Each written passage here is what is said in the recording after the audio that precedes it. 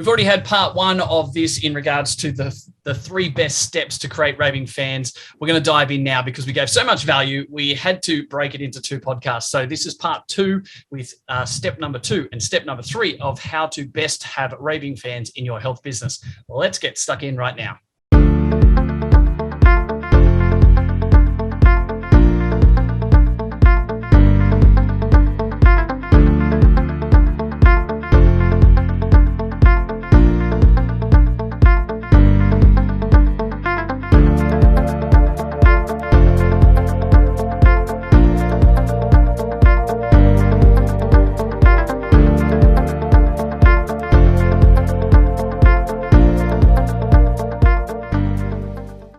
So Scott, we're back. We won't tell anyone how we took 9 minutes for part 1 and then we cut it only a minute or two ago because we'll release this a few days apart. But mate, welcome back. We're going to dive straight into the second step and the third step of how to best make raving fans in the business. So for those that missed step 1, give us a 12-second rundown. Building the rapport initially with the patient is the most important step in your kind of relationship together, and getting them on board on your referral kind of wagon as fast and as smoothly as possible. Awesome. There's 12 seconds. Guys, go back and grab the other 8 minutes for that one. Step number 2, Scotty. What is it? You had a minute's prep on the previous episode. So where are we at, mate? What's number 2 for you? Once you've got the rapport, I think it's about helping them with the journey and having a solid plan of attack on their kind of clinical progression, or showing them that there's steps in place that you're going to take with them in order to help them with what they're ultimately after, which is a result, which is linked to the reason why they're really seeing you. And it's not normally about losing weight, or it's not helping with their pain. It's the emotional reason of what's holding them back, what that back pain or that diabetes is holding them back of actually doing. And so actually getting them to say that to you is a big step, to be like, that's what we're going to help you with.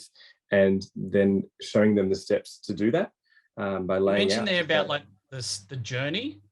What are your thoughts around the word journey with this? Yeah, I like to use the word roadmap, but ideally it's a journey between initial consult and, when they, achieve their said result or emotional event. So you can call it whatever you like, but I think that a roadmap lays out the journey, literally, back in those old school books of, Sydney streets. When you had to turn to page whatever, they drive off the old UBDs and things like that. Jeez, the young health professionals like, what are they talking about? Anyone under the age of 35 is like, what's this bloke talking about? How old is this guy? Yeah. So talk me through the roadmap. What's the important part of what you do, how you do it, etc., and why is there the value and the buy-in?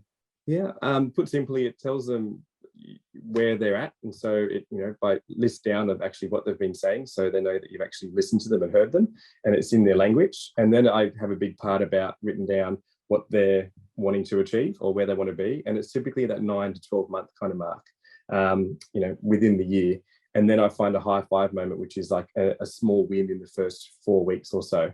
Those timeframes can be quite adjustable, but it just lays out a path of this is what you're wanting to achieve within X amount short term and then a bit longer. And then it literally lays down some clinical recommendations of what it's going to take to get there.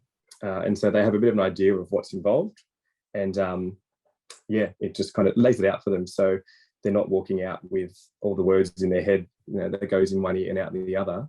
There's no overwhelm. There's no jargon tech. It just resonates with them as to what it is that they're ultimately wanting. Exactly. Keeping it simple. Yeah, exactly. Right. And I think we all know where that's going. Obviously, there's been many times in business where we felt overwhelmed, or there's 8,000 things a day we need to do. And ultimately, when we get confused about where we're going, or we're not sure which one to do first or how to start it, we ultimately do nothing. And I think from what you're saying, if you do that with a client, they're going to come back in next week, 2 days later, 1 month, whatever it is, of doing nothing or a lot less than what you hoped because they were overwhelmed or confused, or we know that a confused mind buys nothing, but I always think that a confused mind, like when we're talking about patience. A confused mind does nothing. Exactly. So yeah, interesting. Okay. So let's dive into that's number 2. Now, when I said, have you got a third one? You said, oh yeah, and said something about a marshmallow story and that. So I don't know where this part 3 is going, but what would be your third step that you think is the best way to have raving fans in your business? I'm going to say personal connection, but I'm going to say like an out of the box idea or a gift. And it's just a little tap on the back to say, well done on achieving what you've achieved. And so, I had a client who was over lockdown was building a fire pit in his backyard. And I was just, talking to him about that over our telehealth consults. And I actually thought, this guy's done so well. He's been engaging in our telehealth consults and group classes over the lockdown. I said, I'm going to do something for him. And so I wrote him a thank you card and got him a packet of marshmallows and some fire starters. This is the marshmallow story, right? Yeah, that's right. And basically it was cost me where's he going with this? He's building fire pits. It would have been less than $10, I think, for the fire starters and the marshmallows and the card. And he doesn't live too far away from the clinic. And I was like, I'm just going to drop it in. So I did a full COVID safe drop off, and he's like, "What's this?" And I was like, "Just a delivery." Thanks so much. I'll leave it here in a brown paper bag. I'll write menu log on the side, and I'll pretend you've ordered it. Yeah, right. Yeah. This was after the full lockdown within the 5K, so I wasn't breaking any government orders. But basically, I'm not going to report you, mate. It's okay. I just did it. I gave it to him, and basically, he's been really engaged. He's continued to be engaged so far, but it was just a really nice way to say. It was a great pat on the back, and I feel like that was that linked to that high five moment you spoke about? Was that? Yeah, well, so the high five moment was like it wasn't 4 weeks. This guy's been around for a bit longer than that, but it was he achieved. He was just doing really regular exercise sessions. His mental health was improving. Consistent. He was compliant, getting great results. He was accountable, and you wanted to do a bit of a shout out. And so basically it was, I think the thing is, it was something personal that was important and he was working on within his life that I had a link to relating to, hey, well, good job, well done. And I don't think many allied health do that. And, no. So what's been the benefit of that though? Well, had a relationship enough with him to know what he was doing. And, he's referred a few clients on since. And so, not only was the word of mouth, and now he's a raving fan, even more than what he was before, but his doctors referred a few more clients. I think it's just the flow-on effect's been phenomenal. And so, I think kind of interesting because most people think, oh, why should I be paying, that $10 or $8 or whatever you said it was is going to come off my bottom line. Well, yeah, I mean, if you're going to spend $120 or something and he's going to spend that on a consult and you spent $10, in many respects, you're trying to look to solidify him as a raving fan. You're trying to make sure that your rapport's there. He's doing the right thing. It's also when I hear that, I don't think that you're doing that as a marketing ploy because you're, it's a salesy thing. I actually think you're doing it for all the right reasons. But the benefit ultimately is, whether you like it or not, mate, you're completing something that's ultimately buying 2 or 3, or however many you said, 2 or 3 new clients for $10. Yeah. And in similar, much cheaper ways, I've done a postcard. Oh, that's ridiculously cheap as a way to build a business, right? I've done a thank you postcard that was all enveloped up, and I sold another lady just to say, open this when you get home. That's all I said when we weren't in lockdown. And it was just a thank you so much for your support. Really well done on the work you've been doing. It's so great to see you each week and, assist you with your, breathlessness. Look forward to seeing you walk on the Esplanade soon. That takes you 2 minutes of your time and like $1, because I know you can get cards out the front of those kitchen shops. I saw at the shops a couple of weeks ago and they were literally $1. So when you look at that type of stuff, I think, well, you've actually just bought loyalty, bought new clients for $1 and 3 minutes of your time.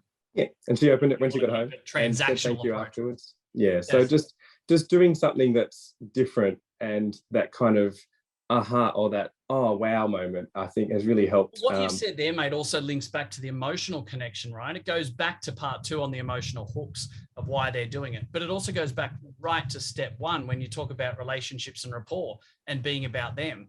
Absolutely. It says a lot for you as a person and a lot for you and your relationship with them if you could do something like fire starters and the marshmallow thing, So I wonder, is this something that you guys try and do with all of your clients or some clients, or what? How does it? It's not, we try and systemize a little bit. It's more so just each week, each team member does one thing for somebody each week. So it doesn't become too expensive. My next one's a $2, what do you call it? Faber Castell, for those that are only listening to this, you're shaking they're connector pens, aren't they? I've got 3 daughters. They're those rainbow connector pens from Faber Castell. That's it. $2 from Officeworks. And it's going to be for a lady who really likes to draw those adult kind of colouring in things in an aged care home.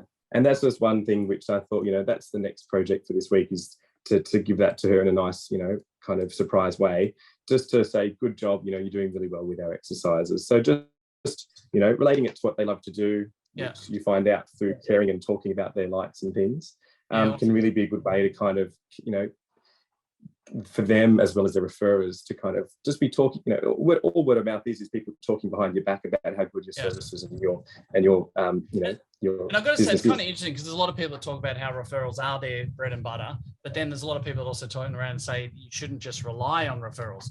But I think if I'm looking at this particular situation, if you guys are doing that and you got 4 therapists and you're spending up to $10 a week per person, it means you're investing a maximum of $40 a week on your marketing. But if you know that you're actually, bringing in 2 or 3 new clients that you might on average see 4 or 5 times, that means you're investing like $40 a week on this marketing strategy. And even if you only got 2 clients that you saw 3 times, and that only happened for 2 of the 4 people, that's still 24 consults a week in the months ahead are coming because of that strategy. Yeah, that's exactly. You're literally buying a consult for 60 cents. Yeah. And so I'll finish with this. It actually this. makes a lot of sense on the business growth side of things, mate, if you want to think transactionally and not just for doing it for the right reasons as well. So, mate, I love it. I think it's absolutely fantastic. And it goes to who you guys are and the fact that your overall marketing budget and, the time and effort you go to just, not go and buy Subway sandwiches for doctors and sit down at meetings and bullshit like that. But you guys are actually growing very considerably, sustainably and scalably by doing the right things for the right way, and you're getting amazing client outcomes as well. So, Raving fans, mate, absolutely amazing. And mate, thank you very much for your time. I know that we did that over 2 podcasts, but I think it's super powerful, and it's got massive gold nuggets here, mate. I know there's a lot of people frantically, probably not driving along, writing on Post-it notes at the moment, but they're desperately starting to think about what they can be doing for, gifts for clients and working on the rapport and, getting that emotional attachment and connection and things like that. So, mate, thank you very much for your time, and go and make more Raving fans and keep building your business from here. Thanks, Jace. Always a pleasure. Talk soon. See you, man. Cheers. Hey, guys. Thank you very much for listening to another episode of the Profitable Practice Podcast. I would love nothing more than for you to be able to leave a review. I get so much joy out of listening and reading the amazing things that you guys say about this. So please subscribe to our channel, leave a review, and share it with your friends. Let's get some more fantastic information out there so all of us can grow the industry together. Cheers for now.